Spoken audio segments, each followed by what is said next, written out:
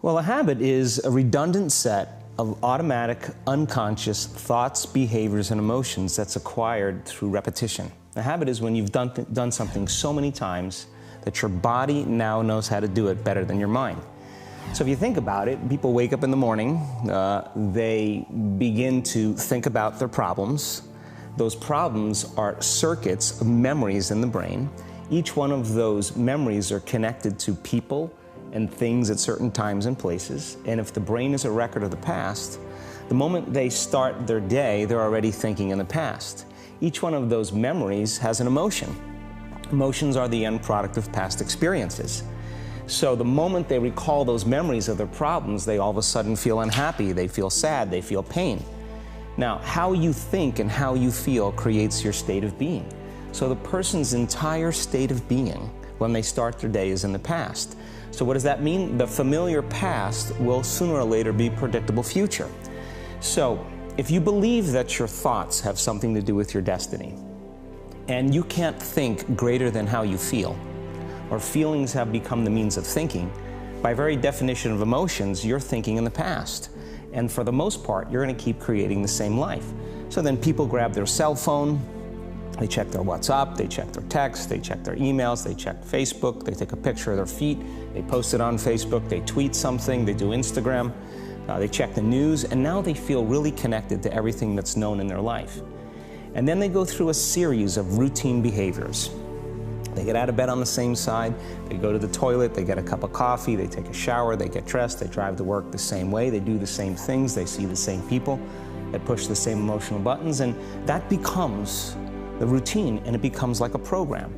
So now they've lost their free will to a program, and there's no unseen hand doing it to them. So when it comes time to change, the redundancy of that cycle becomes a subconscious program. So now 95% of who we are by the time we're 35 years old is a memorized set of behaviors, emotional reactions, unconscious habits, hardwired attitudes, beliefs, and perceptions that function like a computer program. So then a person can say with their 5% of their conscious mind, I want to be healthy, I want to be happy, I want to be free. But the body's on a whole different program. So then how do you begin to make those changes? Well, you have to get beyond the analytical mind, because what separates the conscious mind from the subconscious mind is the analytical mind. And that's where meditation comes in, because you can teach people through practice how to change their brainwaves, slow them down. And when they do that properly, they do enter the operating system where they can begin to make some really important changes. So most people then wait for crisis or trauma or disease or diagnosis. They wait for loss, some tragedy to make up their mind to change. And my message is, why wait? And you can learn and change in a state of pain and suffering, or you can learn and change in a state of joy and inspiration. And I think right now, the cool thing is that people are waking up. That's really interesting, and where I found the deepest hooks into how powerful this can be for somebody is when you talk about trauma, and you've talked about how people experience a traumatic event, but they then basically rehearse it, and how that then has this knock-on effect. So what is that? Why do people find it so hard to get past trauma? The stronger the emotional reaction you have to some experience in your life, the higher the emotional quotient, the more you pay attention to the cause. And the moment the brain puts all of its attention on the cause, it takes a snapshot, and that's called a memory. So long-term memories are created from very highly emotional experiences. So what happens then is that people think neurologically within the circuitry of that experience, and they feel chemically within the boundaries of those emotions. And so when you have an emotional reaction to someone or something, most people think that they can't control their emotional reaction. Well, it turns out if you allow that emotional reaction, it's called a refractory period, to last for hours or days, that's called a mood. I say to someone, hey, well, what's up? You say, I'm in a mood. Well, why are you in a mood? Well, I had this thing happen to me 5 days ago, and I'm having one long emotional reaction. If you keep that same emotional reaction going on for weeks or months, that's called temperament. Why is he so bitter? I don't know, let's ask him. Why is he so bitter? Why are you bitter? Well, I had this thing happen to me 9 months ago. And if you keep that same emotional reaction going on for years on end, that's called a personality trait. And so learning how to shorten your refractory period of emotional reactions is really where the work starts. So then people, when they have an event, what they do is they keep recalling the event, because the emotions of stress hormones, the survival emotions, are saying pay attention to what happened because you want to be prepared if it happens again. Turns out most people spend 70% of their life living in survival and living in stress. So they're always anticipating the worst case scenario based on a past experience. And they're literally, out of the infinite potentials in the quantum field, they're selecting the worst possible outcome, and they're beginning to emotionally embrace it with fear. And they're conditioning their body into a state of fear. Do that enough times, body has a panic attack without you. You can't even predict it because it's programmed subconsciously. So then you say to the person, why are you this way? And they'll say, I am this way because of this event that happened to me 15 or 20 years ago.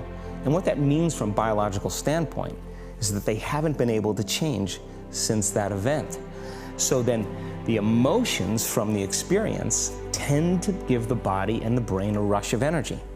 So people become addicted to the rush of those emotions, and they use the problems and conditions in their life to reaffirm their limitation, so at least they can feel something. So now when it comes time to change, you say to the person, why are you this way? Well, every time they recall the event, they're producing the same chemistry in their brain and body as if the event is occurring, firing and wiring the same circuits and sending the same emotional signature to the body. Well, what's the relevance behind that? Well, your body is the unconscious mind. It doesn't know the difference between the experience that's creating the emotion and the emotion that you're creating by thought alone. So the body's believing it's living in the same past experience 24 hours a day, 7 days a week, 365 days a year. And so then when those emotions influence certain thoughts, and they do, and then those thoughts create the same emotions, and those same emotions influence the same thoughts, now the entire person's state of being is in the past. So then the hardest part about change is not making the same choices you did the day before, period. And the moment you decide to make a different choice, get ready, because it's going to feel uncomfortable. The bigger thing is that we keep firing and wiring those circuits. They become more hardwired. So you have a thought and then the program runs. But it's the emotion that follows the thought. If you have a fearful thought, you're going to feel anxiety. The moment you feel anxiety, your brain's checking in with your body and saying, yeah, you're pretty anxious. So then you start thinking more corresponding thoughts equal to how you feel. Well, the redundancy of that cycle conditions the body to become the mind. So now, when it comes time to change, a person steps into that river of change and they make a different choice, and all of a sudden, they don't feel the same way. So the body says, well, you've been doing this for 35 years. You're going to just stop suffering and stop feeling guilty and stop feeling shameful, and you're not going to complain or blame or make excuses or feel sorry for yourself. Well, the body's in the unknown. So the body says, I want to return back to familiar territory. So the body starts influencing the mind, and it says, start tomorrow. You're too much like your mother. You'll never change. This isn't going to work for you. This doesn't feel right. And so if you respond to that thought as if it's true, that same thought will lead to the same choice, which will lead to the same behavior, which will create the same experience, which will produce the same emotion. I want to talk about that notion of, give me a little more detail on what you mean by the body becomes the mind, or the unconscious mind. What do you mean by that exactly? Well, those are two different things. Your body is your unconscious mind. In a sense, if you're sitting down and you start thinking about some future worst-case scenario that you're conjuring up in your mind, and you begin to feel the emotion of that event, your body doesn't know the difference between the event that's taking place in your world, outer world, and what you're creating by emotion or thought alone. So most people then, they're constantly reaffirming their emotional states. So when it comes time to give up that emotion, they can say, I really want to do it, but really the body is stronger than the mind because it's been conditioned that way. So the servant now has become the master. And the person, all of a sudden, once they step into that unknown, they'd rather feel guilt and suffering because at least they can predict it. Being in the unknown is a scary place for most people because the unknown is uncertain. And when people say to me, well, I can't predict my future, I'm in the unknown, and I always say the best way to predict your future is to create it. Not from the known, but from the unknown. What thoughts do you want to fire and wire in your brain? What behaviors do you want to demonstrate in one day? The act of rehearsing them mentally, closing your eyes, and rehearsing the action. Rehearsing the reaction of what you want, or the action? The action of what you want. By closing your eyes and mentally rehearsing some action. If you're truly present, the brain does not know the difference between what you're imaging and what you're experiencing in 3D world. So then you begin to install the neurological hardware in your brain to look like the event has already occurred. Now, your brain is no longer a record of the past. Now it's a map to the future. And if you keep doing it, priming it that way, the hardware becomes a software program. And who knows, you just may start acting like a happy person. And then I think the hardest part is to teach our body emotionally what the future will feel like ahead of the actual experience. So what does that mean? You can't wait for your success to feel empowered. You can't wait for your wealth to feel abundant. You can't wait for your new relationship to feel love, or your healing to feel whole. I mean, that's the old model of reality, of cause and effect, waiting for something outside of us to change how we feel inside of us. And when we feel better inside of us, we pay attention to whoever or whatever caused it. But what that means then is that from the Newtonian world is that most people spend their whole life living in lack, waiting for something to change out there. What do you mean the Newtonian world? The Newtonian world is all about the predictable. It's all about predicting a future. But the quantum model of reality is about causing an effect. The moment you start feeling abundant and worthy, you are generating wealth. The moment you're empowered and feel it, you're beginning to step towards your success. The moment you start feeling whole, your healing begins. And when you love yourself and you love all of life, you'll create an equal. And now you're causing an effect. And I think that's the difference between living as a victim in your world, saying, I am this way because of this person or that thing or this experience. They made me think and feel this way. When you switch that around, you become a creator of your world, and you start saying, my thinking and my feeling is changing an outcome in my life. And now that's a whole different game, and we start believing more that we're creators of reality. So how do we go from, okay, I have this negative emotion, it's controlling my life, it's got me in this cycle of, I think about this emotion, which triggers a chemical reaction, which trains my body to feel that way, which makes it easier, more likely I will do it again, and so now I'm in this vicious cycle. And unconscious, and it's unconscious. Right, and you said, does your thinking create your environment, or does your environment create your thinking, which I thought was really, really interesting. So how do we then go from that, like mechanistically, to begin this visualization process of something that's empowering? It's me in a different state, it's my future self. Is it meditation? Is it, what does that look like? If you're not being defined by a vision of the future, then you're left with the old memories of the past, and you will be predictable in your life.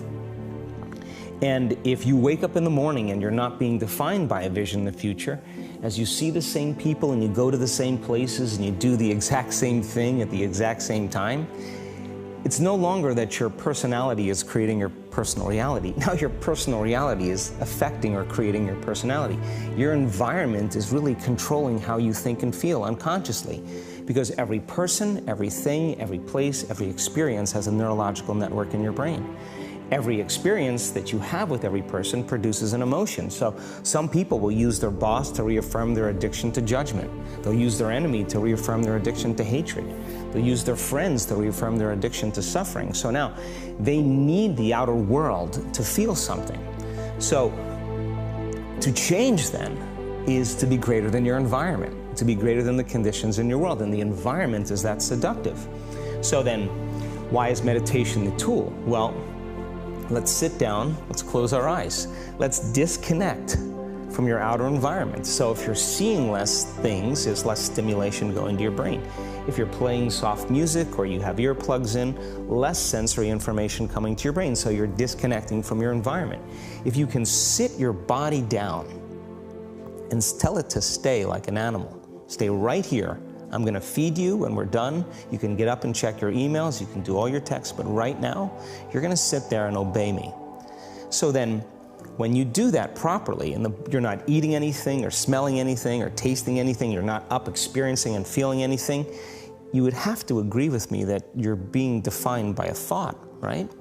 So when the body wants to go back to its emotional past, and you become aware that your attention is on that emotion, and where you place your attention is where you place your energy, you're siphoning your energy out of the present moment into the past, and you become aware of that.